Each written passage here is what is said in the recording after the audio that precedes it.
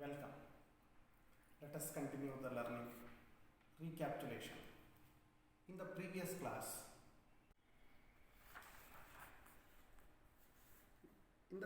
class, we learned about classification of resources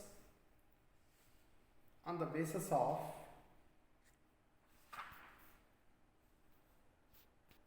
origin, basis of exhaustibility, on the basis of ownership, on the basis of status of development. We could learn, and we have discussed about development of resources, why it is so important. And when we have understood these natural resources are very important, why they have to be conserved, that we could discuss few points regarding that. For the utilization of the resources, resource planning became very important. So we have learned about resource planning and conservation. Dears, let us move towards one of the most important natural resource is the land. We live on land. We perform many activities. Those activities will be responsible for the survival of us on this planet. For our survival, land becomes an important natural resource. It supports natural vegetation, wildlife, human life, economic activities, transport, communication system, etc. So the land in which are the form is available for us. On this planet,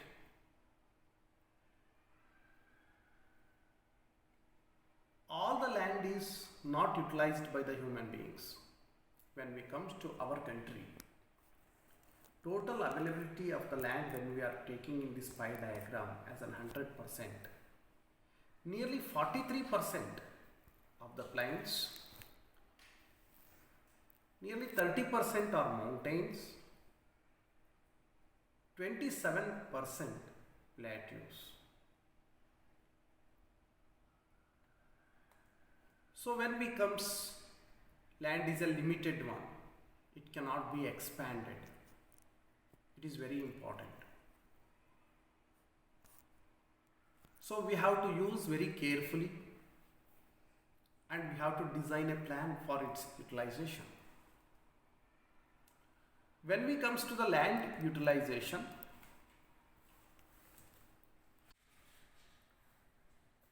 land resources. What is called land resource? The solid portion of earth referred as a lithosphere is actually the land resource. Land resource is the basic resource on which man live and perform most of his activities. Land is the base over which plants grow. Vegetation flourishes and man flows for obtaining crops. On land, infrastructural facilities are developed, especially transport, roadways, railways, airports, seaports, etc. On land, man perform economic activities which involve agricultural, industrial and commercial different utilization we are making of the land. Land is a source of soil and minerals. Land is an asset over which various political powers have fought in the past. Even today, trying to capture others' land.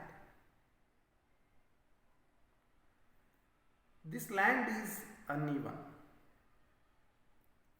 It consists of 43% of plains, 27% of plateaus, 30% of mountains in India. These relief features of India are very important for various aspects. Plains are very important. For what? Agriculture. And maximum economic activities are in the form of agriculture. Plateaus are very important because they are storehouses of minerals, forest, fossil fuels, etc. Mountains, it provides forest, softwood trees, herbs, medicinal plants, storehouse of water, source of many perennial rivers, and they affect the climate of India also. So they are very, very important.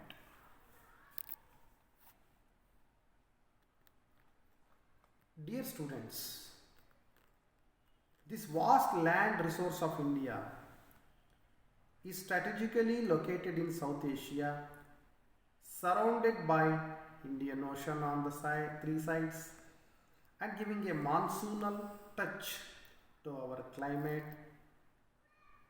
and very important economic zone of the world. Dear students, land is very important. It is limited in nature.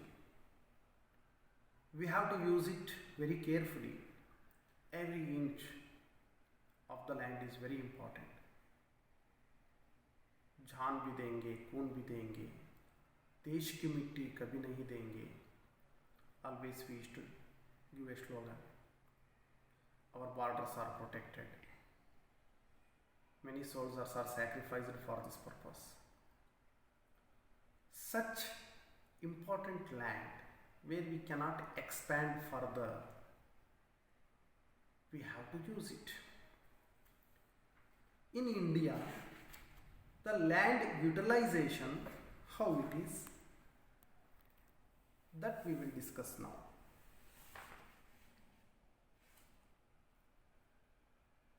Land uses in India are, first one is on the forests. Very important. It is the most important part of the land use. According to National Forest Policy of 1952, 33% of area of our country should be under forest cover. How much percentage? 33% of our area should be under forest cover. We have to maintain it. Afforestation activities, which are very important to conserve the land resources. Maintaining the ecological balance also, we need minimum 33% of our land to be under the forest cover. Second one, when we comes, the most important economic activity, as I mentioned, is an agriculture. Means for cultivation. The land which is not under the cultivation, that that we have to discuss. What are those lands? One is barren and wasteland. What is this? For example, here please note down the example. Sandy waste land, marshy, rocky, snow covered surface, steep slopes are examples for it. These are the area we can call it as barren and wasteland. In that, which is not available for cultivation, some of the land we have put under the non-agricultural uses. Example, built up area, buildings, roads, hospital, stadium, industry or heritage sites, etc. Dear students, this is the second very important land utilization. Once again, please remember, land not available for cultivation, barren and wasteland. Example, sandy wastes, marshes, rocky, snow covered area, steep slopes are example for it. In that second one, land put under the non-agricultural uses such as built up area, buildings, commercial complex, roads, hospital, stadium, industries, heritage centers, etc. Then we will come for the third important land utilization in our country. This we can call it as other uncultivated land. Other uncultivated. This is not available for cultivation. Second one. Third one is uncultivated land. Here one word has been used. Excluding fallow land.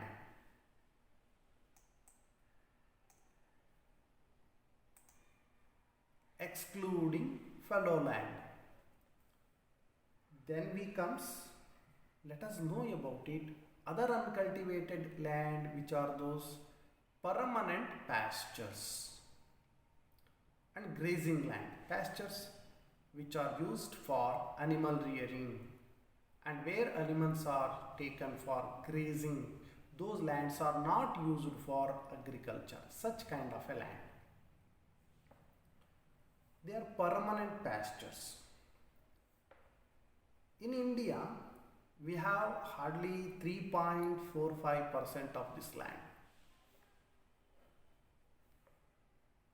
And second one, in that, some of the tree crops we are growing, such as tea, coffee, rubber, etc. This land also we will not consider under the net sown area. We will not consider under the net sown area. Here two terminologies you have to write in your right margin. One is fallow land, second one is net sown area. Later I will come back to you on that. Third, uncultivated land. Culturable wasteland.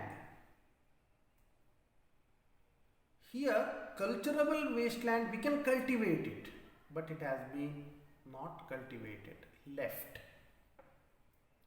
That land we call it as a wasteland. For how long? This land left uncultivated for more than 5 agricultural years. Then the question comes, what is agricultural year? Please note down. Sowing to harvesting period of a crop, we call it as agricultural year. Sowing to harvesting period of any crop, one single crop.Owing the seed to harvesting time, that we call it as agricultural year. The land which has left, or we can say uncultivated, for more than 5 agricultural year is also comes under the uncultivated land. So that is culturably wasteland, cultivable wasteland. Then we have to move for the fourth important utility of the land or land utilization in India. Fallow land. Fallow land is such kind of a land left uncultivated for few months to few years for regaining soil fertility.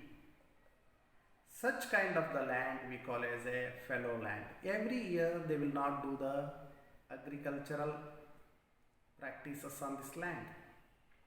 This land will be left without cultivation for 1 or less than 1 agricultural year. This land we call as a fallow land. So current fallow land at present in a particular year, how much land has been left for regaining the fertility, that will not be counted. That we call it as a current fallow land. So other than current fallow land,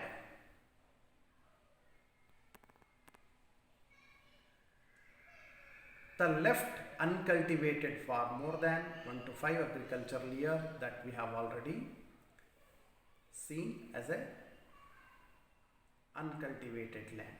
That land also is called as fallow land. The fallow land is concerned, 2 types are there, current fallow land and other than current fallow land. But this land can be cultivated. So the fifth and most important one, which you have to keep in your mind, is net sown area, NSA. What is this net sown area? Net sown area is the area actually available for cultivation. It is the most important land use in India. When the same area is flowed more than once in agricultural year, it is referred to as gross cropped area.